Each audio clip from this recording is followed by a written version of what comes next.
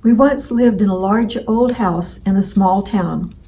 When we moved in, I promised myself I'd meet the renters living in the house on the other side of our backyard hedge. I hesitated to do that because people had warned us to stay away from those people.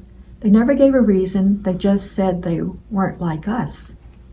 Days dragged into weeks, and the longer I waited, the harder it became to cross that side yard hedge.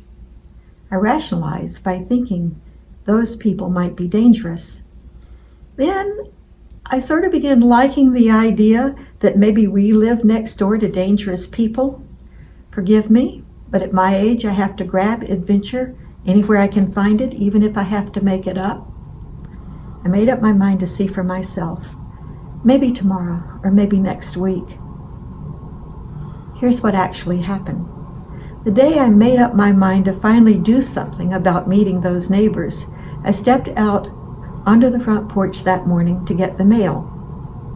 And I heard a cheerful hi from the porch next door. The young woman sweeping the porch said her name was Lily, and she was Joe's girlfriend. Joe lived there with his mother. We spoke for a few minutes and parted company. I felt a little miffed that the dangerous people next door had gotten in the first hello.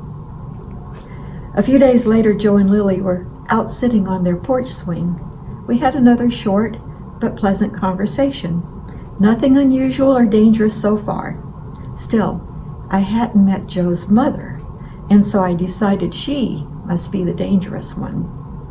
I waited another week and then armed myself with a plate of brownies because brownies are my weapon of choice in dealing with dangerous people. I parted the hedge and knocked on the back door. After a long time, a woman about my age opened the door. She apologized for taking so long. She said the crutches she has to use made it hard for her to get around. So here's the point. For weeks, I hid on my side of the hedge, fearful to meet people we had been warned about. The longer I waited, the more I imagined it might be best not to get involved. In reality, our neighbors turned out to be decent people who were struggling, and they had been more than ready to offer a hand of friendship. Our neighborhoods are much like the rest of the world. We are all walking wounded, fearful, yet thinking the people beyond the hedges are dangerous and not like us. The longer we wait to get to know them, the worse we believe they are. We waste so much time accepting the shadow fears of other people.